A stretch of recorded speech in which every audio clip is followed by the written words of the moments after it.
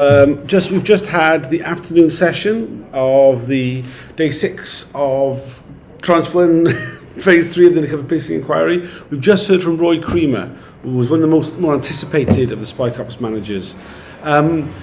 Chris is going to go soon, so I'm getting to do most of the speaking for this one. I'll be back with more of these videos later. So, Chris, what do you think of Roy Creamer? Well, I mean, he was pretty candid, wasn't he? I mean, I suppose if you start not from the beginning of what he said, but from the beginning. 1968, he described the Special Demonstration Squad, Operations Squad as it was then, or sorry, the VSE Squad as it was then even, as an experiment. And as far as he was concerned, it was an experiment which should have been stopped straight after the demo. I mean, that's pretty unequivocal. I mean, he did qualify that by saying, well, more so after Lewisham, when it was that now we could ban demonstrations. Why do you need a unit like that? But I'm not sure. I've not read his statement through in full yet. I'm not if he goes into any more detail on that. But I think, I mean, I don't know how much he's just saying it in retrospect. I mean, but he did seem to see it. He did seem to mention like there was a host of other problems that the operation of squads like that seemed to throw up. I mean, I think like he certainly, for me, like just generally, he was like the first former undercover who's like kind of what I expected undercovers to be like. Well, he wasn't undercover though. No, he wasn't. But no, I mean, no. But he was like a special branch, branch officer, covert officer, someone who's a political police officer, I guess. He had that air about him in a way in which none of the previous witnesses have. At all, yeah. To be honest. I mean, it's not to say his analyses are particularly amazing. No, not at all. But he seemed interested in the subject matter, right, didn't he? Yeah, I mean, exactly. I mean,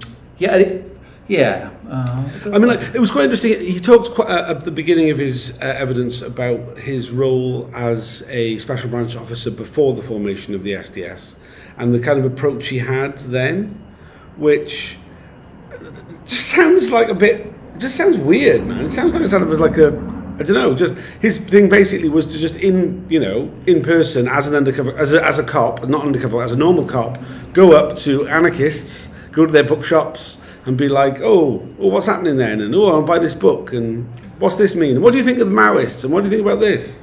Yeah, I mean, it's recounted in the Angry Brigade book. They used to turn up and play chess with this Hungarian antiques dealer, John Retty, I think his name is. And he used to be a regular visitor to various bookshops and stuff. There's lots of anecdotes about that. So I mean, that's just the way he was, wasn't it? I mean, yeah.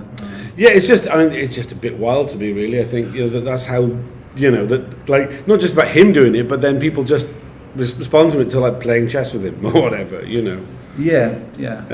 But yeah, very strange.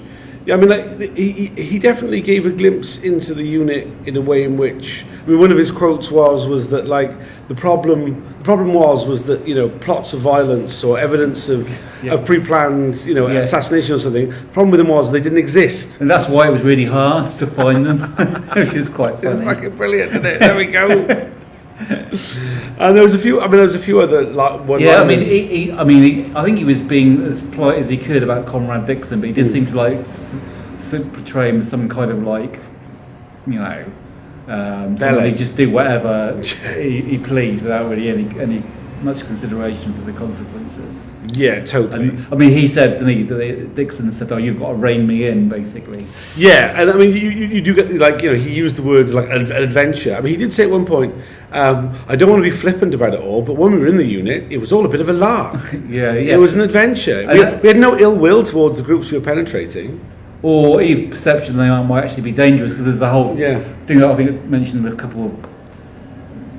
few days ago about Conrad Dixon turning up undercover in his sailor's outfit. You just don't do that if you were dealing with people who you feared were some kind of menace. And then also about his time in C Squad after he left the SDS, where he was doing these threat assessments on upcoming demonstrations, and he was asked, did you contact the SDS for them? And he was like, well, that was a bit of a thorny issue, because even though they were called the Special Demonstration Squad, they didn't really do that. Yeah, they weren't really do what a Special Demonstration Squad sounds like it should do. They didn't really know about any demonstrations, basically. Right, so, I mean...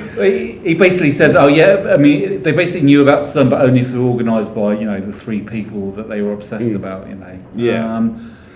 Yeah. I mean, you get this thing, don't you? That like it was. It's something we've been given like over the last week or so. You know, it's MI5 were directing this unit, and the way he was talking about it, but when it was being set up, about like, could it be done? Would it be possible to create a police unit that did undercover work like this? And it's like you just get the impression of like something which was not. It didn't have any particular goal of like all this stuff about public orders, just bollocks. You know, it was, oh, could we do it? Oh, great. And then like, oh, what are we going to use it for? Oh, well, MI5 have got plenty of ideas for you lads. Yeah, there they are now. He kind of muddied the picture regarding C Squad, because we've heard some evidence that C Squad definitely directed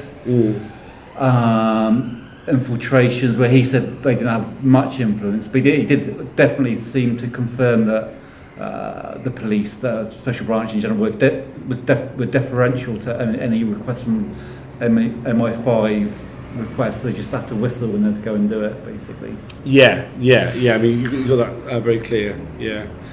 We're only on a short break now. It's 20-minute break.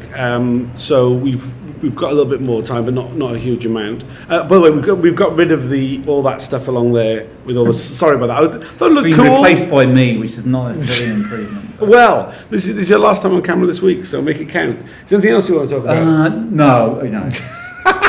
No, there probably is, but yeah, I need to go. So. Yeah, fair enough. Well, yeah, there's only a short break, and then we'll be back after if there's any further questions for Roy Creamer. I would imagine there would be quite a few actually, because there's a few comments he made, some of which we're just completely missing here. Yeah.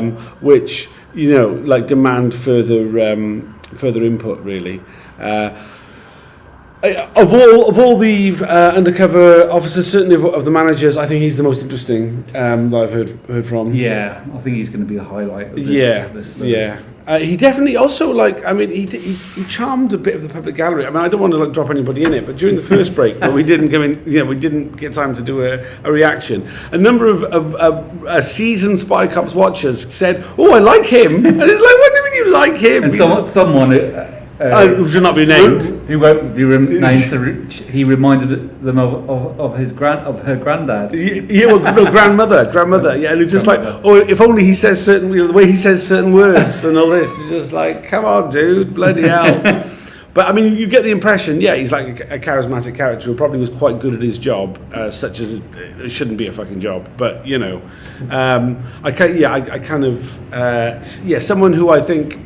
I'm really glad he was called to the inquiry. I can't believe he wasn't going to be. But yeah, I mean, I think the thing was he wasn't telling obvious lies. Not saying he didn't tell any untruths. We never. It wasn't like he didn't give an answer which is like, come on, mate. Yeah. Bollocks. I mean, there was a definite when we had Dave Smith this morning. There were so many times when he spoke where it was like he did the verbal cues and everything, he's fucking lying. I mean, it was just such a blatant. Oh, I don't know what about that. I don't endorse this COD psychology. Okay, but I mean, really though, he didn't I mean, Dave Smith was definitely lying on time. He was lying, just from what he was saying. Yeah, there was so many things. There was so many, things that he was bloody lying. Whereas like Chris says, I'm sure Roy Creamer was lying about all sorts of things, but that didn't come across in the way that he delivered evidence. I've got to go. Okay, well, thanks for joining us, Chris.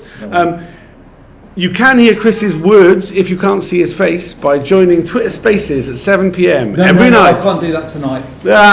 He's a fucking shitbag. Well, anyway, other nights this week he will be doing that. All right. After the next 20, we'll hear more from Roy Creamer. Then we'll have some more reaction, hopefully with more people, not just me, but not Chris because he's legging out the door. Cheers. See you all soon.